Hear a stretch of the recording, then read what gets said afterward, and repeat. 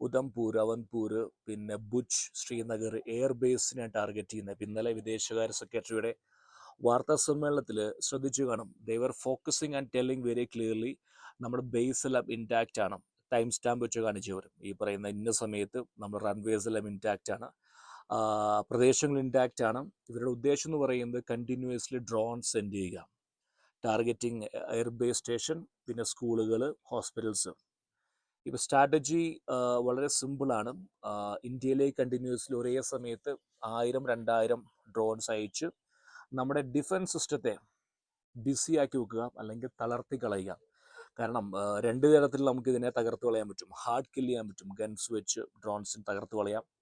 രണ്ടാമത്തെ രീതി എന്ന് പറയുന്നത് സോഫ്റ്റ് കില്ലിങ്, അതായത് GPS എപ്പോഴും കണക്ഷൻ ഉണ്ടായിരിക്കും ഈ പറയുന്ന ഡ്രോൺസിന്, ഒരു ഹാൻഡ്ലറായിട്ട്, ഓൾവേസ് ഇൻ എ 2-വേ കമ്മ്യൂണിക്കേഷൻ. അപ്പോൾ ഈ പറയുന്ന ജാം ചെയ്യുമ്പോൾ സിഗ്നൽസ് കിട്ടാതെ ഒരുപാട് ഡ്രോണുകൾ ഈ പറയുന്ന ഗുജറാത്തും രാജസ്ഥാൻ തീരത്തൊക്കെ